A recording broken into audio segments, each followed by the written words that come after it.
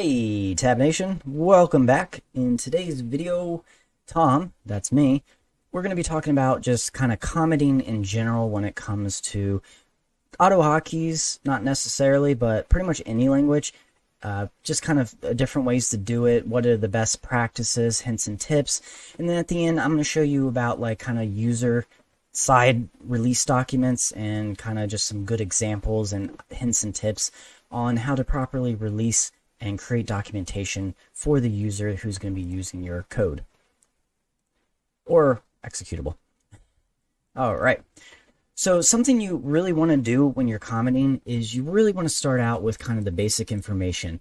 So in AutoHotkeys and a lot of languages, there are different versions. So with AHK, there is a version 1, and currently in beta at the time of filming this is a version 2. And even then, there's different versions within those versions. So we just want to display kind of what we're doing here. That way the next person, whoever looks at our code, maybe we get promoted, leave the job, they can see that, okay, this code is written in version 1. It's not written in version 2. That, especially in AutoHotkeys, is going to make a big difference. It's really going to help people. So we're just doing V1 AHK. That's what we're writing in here. Next, you might as well, get some credit where credit is due. You put a lot of work into this script. Put your name here or your username. So I'm just putting Tab Nation. I could put Tom in there if I wanted to. And I'm just putting the date of the original creation. When did I start really working on this code? Then maybe what version of this script is this? This is my 4th version in version 1, so 1.4. That's going to help you keep track of, okay, in version 1.2, I know we made this change, but then in version 1.4, we changed it to a different way. It didn't work, so maybe we need to revert back to version 1.2's code for a certain function or something. You're going to know exactly which version of the code to launch. Hopefully, when you're creating scripts, you're saving at least versions somewhere in a folder. That way, if you ever need to backtrack, it's going to be a lot easier, not just for you, but anybody else that's going to be looking at your code.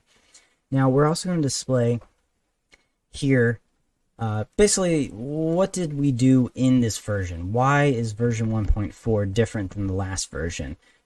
I fixed a loop bug at line 34. Point out where it is. There could be 5 different loops in this script. I want to know exactly which loop was fixed. Changed main GUI font to be darker. Updated file path at line 64. Once again, there could be a lot of path files in your file, specifically to tell it where it's at. Now, another thing too you can do to organize your code is line breaks, basically, with commenting. So basically creating sections. This is a section, this is its own section. Now, you can really use a lot of different things. My 2 favorite, technically, or preferably, are I like using a lot of equal signs or just minus signs. You can obviously use other stuff. If you want to use a bunch of hashtag or pound signs, you can, just going across. Just a way to really break up your code visually can sometimes be very helpful. Okay, so here's one thing that you should not do. Don't do this. Comments should not duplicate the code. So as you see, item 1, that code's down here, but I'm writing a comment where I'm saying, something here. This line of code does this, and then I'm sitting here saying this line, but I'm commenting it out. You should never duplicate code as a comment unless you absolutely have to. This code should honestly just be down here where it's above the actual active line, where I can put like, this line does this. This line does that. Comment that out. So as you see, I'm telling you what this line does, but this line is active. It's not commented out. So do not duplicate your code. That's something you really should not do. Now, let's say you have a bunch of code that's all pretty much doing the exact same thing. This is reading an Excel file right here. The only difference really is it's grabbing a different cell. So B1, B2, B3, etc. There is really no reason to put a comment on every single one on here, just because it's doing the exact same thing with just a small little slight change. So I'm just saying lines will grab data from B1 to B100. You know, pretend I had 100 here, which I don't have time for that. So yeah, sometimes it's okay to do a single line that goes for a group. And you can even be like, you know, lines, what is it, 15 through 22 will grab that. You know, you can get even more specific. That's pretty good to do. Another thing too is you can comment on the line. So up here I was commenting above the active lines. Here you can also comment on that line. So right here I'm saying start over. It's going to send you to line 32. That way you can be like, okay, you know, where's this coming from? Where am I jumping to? And then down here I'm just saying, you know, what does this do? Well, it gets the file path. Obviously you might want to be more specific than I'm being here, but this is just an example. So you can comment on the actual line too. Just obviously put it at the end is the best practice. Don't put it at the beginning, because then it's going to comment out the whole thing. So as you see, I'm kind of doing that here and there. Now there's some commands that honestly really don't need to be commented. You know, return. I mean, if you're coding in AutoHotkeys, you know what a return does. And if for some reason someone's looking at this and doesn't know what a return is, they probably shouldn't be looking and messing around with the code in the first place. They should at least know some of the basics. And so if they're sitting here like, hey, you don't have a comment for return, what does that do? You probably should not be messing with my code or looking at it. Really. So yeah, sometimes it's okay not to make comments.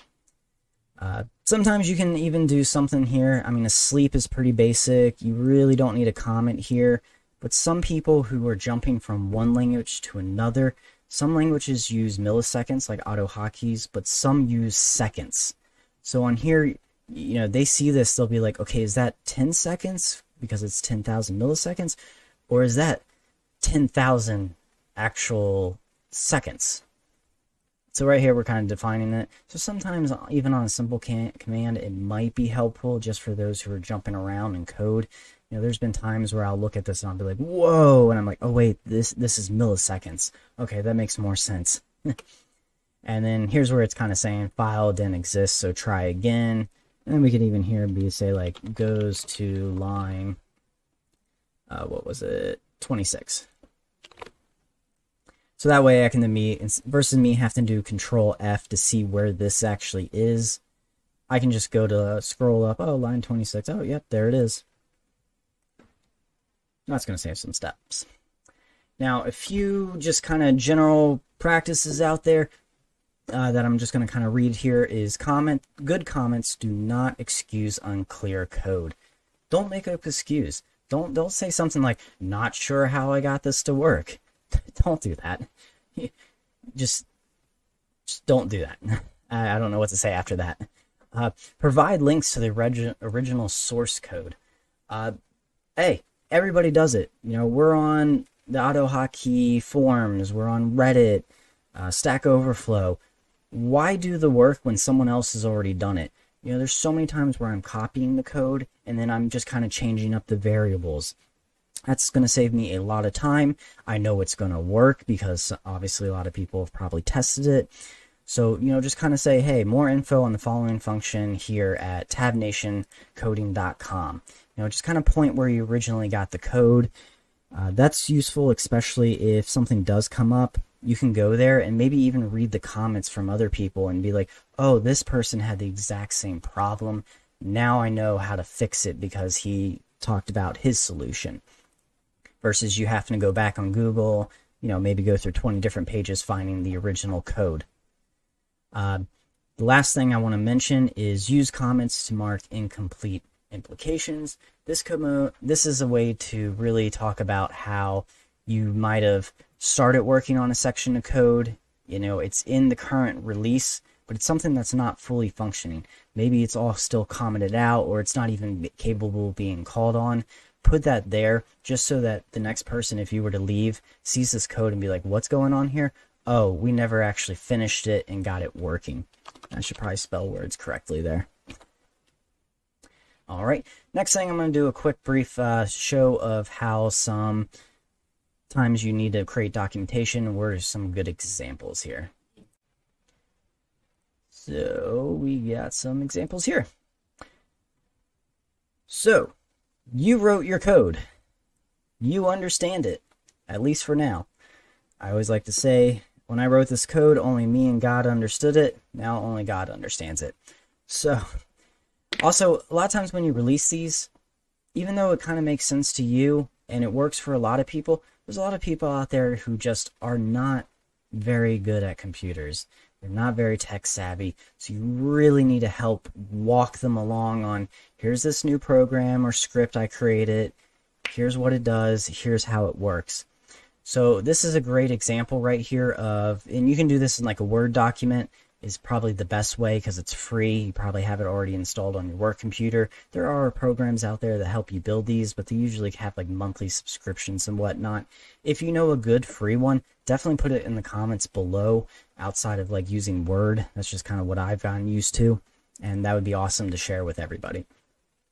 So right here, we're just kind of using images. Images are great. A lot of people like me are visual learners.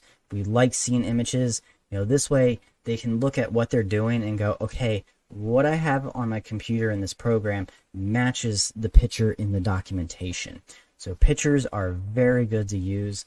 You can put, you know, different pictures that say, this is what you should see. If you see this, that's wrong, go back or do something to get to the correct screen. So you can show correct screens, incorrect screens too, in case it comes up a lot. Put in questions. You know, maybe when you demo it, see what kind of common questions are coming up. FAQs. Include those in there. Usually you kind of put those like at the end of your documentation. If it has to do specifically with a certain step, I would put it there instead and just kind of say like, you know, FAQ, if program crashes, what do I do? Relaunch it. Report it to this email address. What were you doing when it crashed? That kind of stuff. Icons, you can use icons if you want. A lot of times they can be helpful, especially if you're saying like click this button. If this icon appears, it means something's wrong. Do this to fix it. That kind of stuff. Another one I just want to show real quick, and this one definitely is a lot of work. If you have the time, it just looks really good. You know, once again, you're going step by step here, and that's really what you want to do. Step 1. Open database. Here's a picture of what the database will look like when it's open. What do you do within those steps? Double click the icon, that kind of thing. You know, step 2. Pretty much same thing. Steps within steps. Here's a bunch of pictures, that kind of stuff. And then at the end, you can always have stuff, icons. What do all the different icons mean? That can always be very useful. Maybe there's an icon for like help or contact creator that you're not really talking about in here. So you can just put it down here. Like this one says author. You know, you're probably not going to include that in your documentations for how the program works, but you can have it down here saying, if you click this, it will contact the author in case you want to report a bug or something. Include emails, phone numbers, anybody maybe who's written it. Also include a date. You know, this documentation is from the year 2021. Well, it's 2022. You know, is there a 2022 copy, or is that the oldest copy? That way they know they're using the newest thing. So that was kind of a brief explanation on kind of user paperwork that, you know, can help them along the way with your script. If there's anything I didn't think about that you recommend when doing kind of stuff like that, creating a Word document that's going to be a user guide, definitely let me know in the comments below. I'm sure I missed a few things, but this was a very kind of brief thing that I thought would be good to include with the commenting stuff. Also, if you have any other things that you can think of that I missed with commenting, definitely share them below. I'd be happy to learn something that I never thought about, or just sharing with the way you practice doing comments. I hope you guys learned something new from this one, and I will see you on the next one. Bye!